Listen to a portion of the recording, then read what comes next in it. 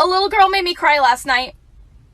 So the coffee shop that I work at also has ice cream. And so this lady had brought in her granddaughter to get ice cream. This little girl's probably about 4 or 5 years old. And she asked for ice cream with sprinkles. And so I absolutely loaded it with sprinkles because she's a kid and I have a heart. And the entire time this girl's eating her ice cream, she just keeps glancing at me. And right before they're about to leave, the grandmother brings her up and says, "Okay, tell her what you wanted to tell her." The little girl looks up at me and goes, "I think you're a princess." And the grandmother goes, "Tell her why you think that." And the little girl looks up at me and goes, "Because you remind me of sunshine."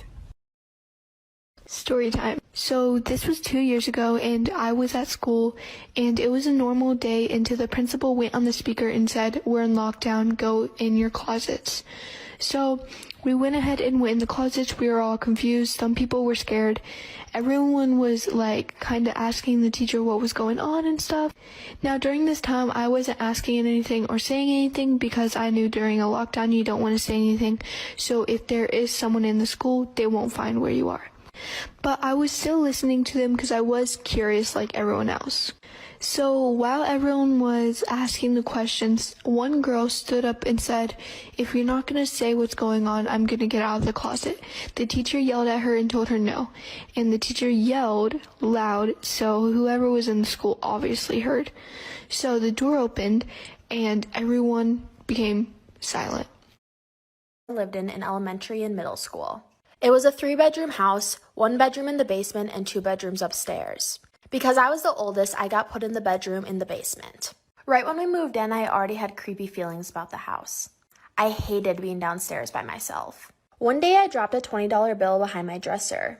I decided to move my dresser all by myself, and behind the dresser was this door. It wasn't a normal door, it was really short and just squared. It was also glued off, so I couldn't get into it. Me and my neighbor, who were best friends, worked at it for days to get into it. We finally got it open, and inside was another room. It was almost like an underground attic. The walls were wooden, the ceiling was wooden, there was no carpet, but it smelled awful. My parents found out and they were super mad at me for opening the room. They of course put that dresser in front of that door for a reason because they knew I would explore it. But after that, things started to get weird. Stay tuned for part 2. This is part 2 of my scary childhood story about the door behind my dresser. Of course, my parents were really mad at us for opening it up, so they sealed it back up. They just didn't want us to get hurt from all the rusty nails or if there was mold inside. But I think we released something when we opened that door and a lot of things started to happen. First, I started having night terrors to the point where I would scream at the top of my lungs and not wake up. My parents would have to come downstairs and wake me up and put me back to bed. Then, every single night, I would have this reoccurring dream that me, my mom, and my brother were all at a picnic at the beach. This super old lady would walk up to us and she would take me. She then would lock me up in the room behind my dresser. This dream would reoccur every single night for months. It scared me so much that I started to not sleep at night. I developed insomnia and would only sleep for 2 to 3 hours per night at only 8 years old. There was a couple nights where I swear I saw the old lady standing in the corner of my room. My parents just thought I was hallucinating from no sleep though. Stay tuned for part 3. This is part 3 of my scary childhood story about the door behind my dresser. Because I wasn't sleeping and developed insomnia, my parents took me to a sleep therapist. The only thing the therapist gave me was a bunch of sleeping pills. Even though the sleeping pills worked, it made my dreams so much worse. I even started walking in my sleep. I would wake up all the time not in my bed. My covers would be all the way across the room like someone had dragged them over there. One night, one of my best friends slept over and we heard knocking coming from the door behind my dresser. That night when we went to bed, she started speaking really creepy gibberish in her sleep. I had to go get my mom to wake her up. I woke up a couple nights feeling like I was suffocating, and when I swung out of bed, I saw a silhouette of an old lady. My cat even started to sit there and meow and hiss at random things in the corners of the room. But there was nothing ever there. It got so bad to the point where I moved up into my brother's room. This is why you should never join a non-tagged game.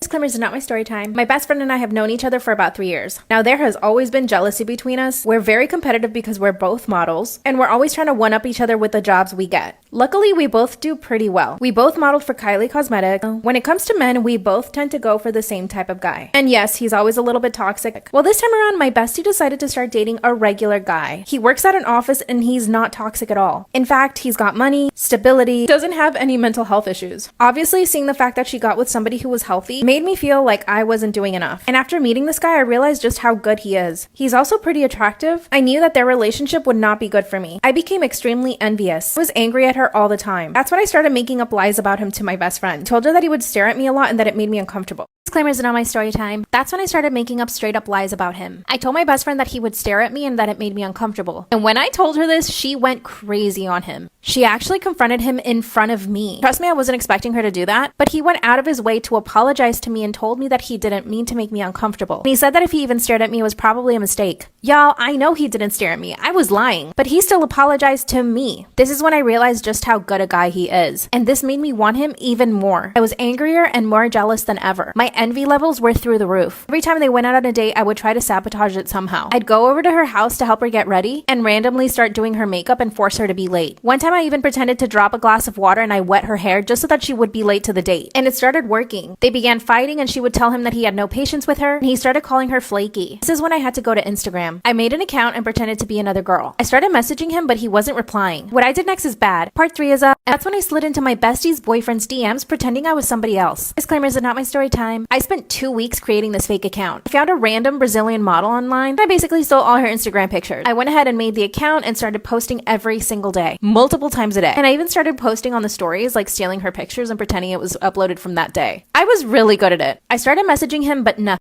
Eventually, I replied to one of his stories and he did end up seeing that one, but he didn't reply, so I knew I had to take it a step further. I know that he's in financing, so I reached out to him with a question about finance. This is when he replied. He offered to give me a free consultation online. Instead of saying yes to that right away, I started asking him questions, and he was answering. But eventually, I asked him what city he was living in and if he wanted to hang out. This is when he politely said that he would go out with me, but that he has a girlfriend and that nothing could happen. Told him I was new in town and that I needed friends. He sent me a list of restaurants that I could go to. I mean, how nice is he? But still, he kept it really professional. So I took all of the evidence and I went to my best friend. She hit the roof. She completely believed everything I said. It only took me 2 hours to convince her to leave him. Part 4 is once I convinced my best friend to break up with her boyfriend because I wanted him, everything was easy. I showed her the Instagram DMs, which weren't really that bad, but she still got really mad at him. She even thanked me for going out of my way to prove that he was a lying cheater. According to her, the fact that he even would message this girl back shows that he had an intention to speak to her, even though he didn't actually agree to hang out with her. And I have to agree with that. She ended up breaking up with him that very same day. Then he messaged me asking if I could try to help him get back with her. Of course I said no, but now my goal is to try to get with him. I feel like this is gonna be really hard because he's such a good guy, and also I need to keep it secret from my best friend. But I want a man like this, someone loyal and kind. I actually ended up telling my mom about my plan and she tells me not to do it. What should I do? Here's a story time of the worst experience